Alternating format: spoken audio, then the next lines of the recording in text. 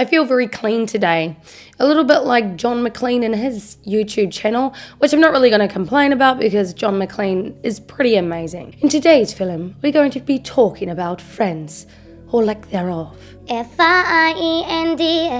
that's how you fucking spell friends. A few years ago, I had made a video based on being INFP with no friends, and I thought to kind of reinvent or revisit that video from a new perspective. A perspective based on being a sensitive person in general, dealing with issues such as social media and post-COVID. I know that many of you struggle with the friendship aspect because I know that you guys want to make some genuine connections with others, and you're not going to be making friends with people who don't really care for you that much, or if you feel like they don't truly value you for who you are. In the great wise words of INFP Kurt Cobain, I'd rather be hated for who I am than loved for who I am not. And that is so true for we INFPs and we sensitive folk in general. So why is it so hard for us to make friends as sensitive people? Why is it so hard for us to make friends when we have social media at our fingertips? Oh dear, the irony. So firstly, it can be really hard for us to make friends because we do seek that authentic connection with others, which kind of means that our pool of people to connect with could possibly be quite small, especially depending on which kind of environment we're situated in. I mean, not everyone is going to be your kind of person, and obviously that's fine. I think we all can accept that. But it just means that it makes it harder for us to find those people who we can align with. And also, not everyone's going to be seeing eye to eye with you. Not everyone's going to be seeking an authentic connection themselves. And a lot of what we see today are people who use and abuse, who social climb, who are after clout. So it can be really hard to let people in who we feel might take advantage of us. Also, we tend to feel that we don't want to have our time wasted. So if we're going to be in a situation where we want to create connections with others, we don't want to waste any time doing so. We don't want to waste time forming a connection with someone just to have them ghost us or not really be in alignment with who we are. We have very limited energy and we're also introverts, so we don't really have the time to waste on people who aren't really there for us. And likewise, we don't want to waste anyone else's time either, because we wouldn't really want anyone to do that with us. We wouldn't want anyone to pretend. We wouldn't want anyone to be there in our lives when they just genuinely don't want to be there. Being introverted can make it extra hard as well because, as I said, we have very limited energy, and when we're in certain social environments, this can really impact us and drain our energy very quickly. So we suit being in particular environments where we can thrive and connect with people on a level which suits the both of us. For example, we're not exactly probably going to be connecting with a bunch of people in a very rowdy, crowded room with so much going on. I mean, that's really overwhelming, and I don't think we're really going to know where to start or how to really hone in on a connection with someone. Whereas if you take it in a smaller environment where it's more of a one-on-one or a small group of people, engaging in activities which everyone loves and everyone can align on, then you're going to have a lot more success connecting with people and actually solidifying those connections. Another aspect that we find quite difficult is that we feel like weirdos, like to put it simply. I spoke in the last video about how I have rejection sensitive dysphoria, and this has come about partially because I have ADHD and have gone through life feeling like I haven't really fit in or feeling like quite different from people. A lot of us who are very in touch with our feelings and our core, what we feel inside, we tend to notice social situations a lot more than other people. We notice everything in the room. We notice everyone's gestures and their energy, and we really feed off that, and we can become quite affected in both positive and negative ways. I have for my whole life felt weird and felt like I haven't fit in. And even I can go as far as to say at some points I haven't even felt like I was part of humanity or part of society. Like I just felt disconnected from the norm, if you will. But perhaps it's because I haven't really found my tribe, and maybe that's why you feel so different. Perhaps you haven't found the people that you can connect with and solidify that connection on a long-term basis. And I know that that affects you and can make you feel really sad and lonely. The one thing I really want in my life is to actually form authentic connections with people, to create a community where our values align and where we can see the bigger picture. I want to be part of something where I feel like I can make a difference and where people value me for who I am. I mean, it's not all bad.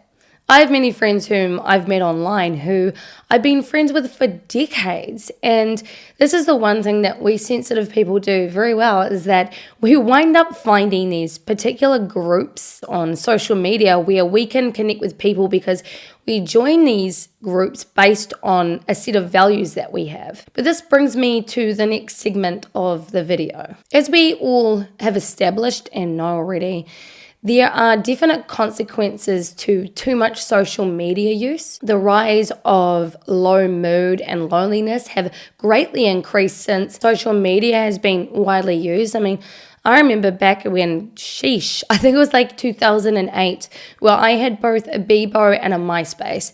It was very interesting being part of that beta version of what social media is today. But I can also confidently say that social media has affected me negatively, and I know that it has most likely affected you negatively too.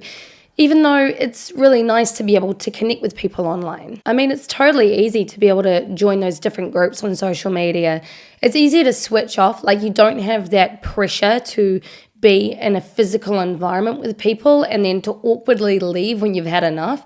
You can just switch off, you can log off, and no one's going to put pressure on you to be online. You can almost, in a way, be anonymous, or take some of the senses away where what you say, what you write is what's truly going to matter, as opposed to seeing facial expressions and gestures or feeling pressure to be a certain way. This can simplify connecting with people, and the pool of connection is massive. I mean, you got the whole entire world, and we're all going to join these groups based on a mutual interest. However, as much as that's great, social media, ironically, isn't very social at all. The lack of physical presence can actually have a detrimental effect on how we connect with others. Human contact, being in a physical environment where you can physically touch someone, is how we humans communicate, is what we have known since early childhood.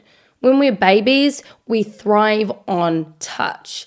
The first thing that we know as babies is being on our mother's chest and connecting one-on-one, skin to skin. Being in a physical presence of somebody is how we're truly going to connect with them based on a physical, spiritual, mental, and emotional level. I know that with my online friends, I would often say it's such a shame that we can't just go out and grab a beer together. And it really is, because I do notice a huge difference when I'm actually physically in somebody's presence, where we can hang out and have a laugh and where things tend to flow really naturally. There's also the issue of comparing ourselves to others, the fear of missing out. You look on Instagram, you look at your friends' stories, and you wonder why your life can't be like theirs. And this is something we all know that, logically, social media isn't real and people only really show the highlights, what's good in their lives, and you don't get to see what's behind closed doors. However, this doesn't make it any easier. You're still seeing these things. You're still seeing fabricated versions of what's real. And this can really distort your perception of reality. And as much as it's bad for us, we keep going back to it. And the reason being is because when we engage and when we post, we release dopamine. So it becomes incredibly addictive. I mean, how much does that suck? Most of us are addicted to a virtual world where we can't solidify connections because we can't be in physical presence of people. And at the same time, these people are going to post all these things that we're going to compare ourselves to, and then we're going to end up feeling like shit. Now, with the whole shindig, it has forced us to connect with each other via social media. And because of this, we're actually starting to see detrimental effects from not actually being in physical presence of others. Social isolation can increase your chances of physical health issues such as heart disease. And in women, when she doesn't have female friendships, this increases her chances of not being able to beat breast cancer. Humans, even if they're introverts, are incredibly social creatures. We rely on each other to survive. That is the basis of our survival from early childhood. We learn throughout life how to survive, how to feed ourselves, how to provide for our families, how to keep a roof over our heads, and how to interact socially based on socialization. We need that connection with other humans in our early childhood in order to create a positive attachment and to go out in the world with conviction and to know that we can survive. I mean, we don't even yet know the full effects of what this virus is going to have on our society. I mean, it doesn't really help that people have lost their jobs, their livelihoods, and their family members. And then when you're going through all of that, all you really want to do is to be closer to people, to know that you have people there who care about you and will have your back no matter what happens. So it's no wonder you're really struggling. It's no wonder you find it really difficult to be able to create these communities, the tribe, or the connection with even just one other person so that you know that you're not alone in the world. You're not alone with the way that you feel. You're not alone with your values. You're not alone with feeling flippin' weird. But you know what? We have a really great community here on YouTube. We're a bunch of sensitive introverts who connect with each other based on the fact that we are flippin' weird. And I love that, and I don't want to change that for anyone. We won't wear a mask. We won't pretend to be someone we're not. What you see is what you get, even if we are a little bit passive in situations or a little bit withdrawn. We're not there to gain clout from anyone. We're not there to use anyone. We just want to care about people. We want to make a difference to people. So don't ever lose that, because one day you're going to make a difference to someone else's life. And you're going to really thank yourself for being who you are. The world needs more people like you in it to show that you don't have to change who you are just to fit into a crowd. And if anything, if you can take that away and understand that, then I hope that that's going to empower you. But nevertheless, we're on this journey together. And I hope you can take comfort in knowing that I feel exactly the same way that you do. I hope you really enjoyed this video, and I hope you have a really good day, night, evening, morning, wherever you are in the world. And I'll see you guys all again for the next one. Bye.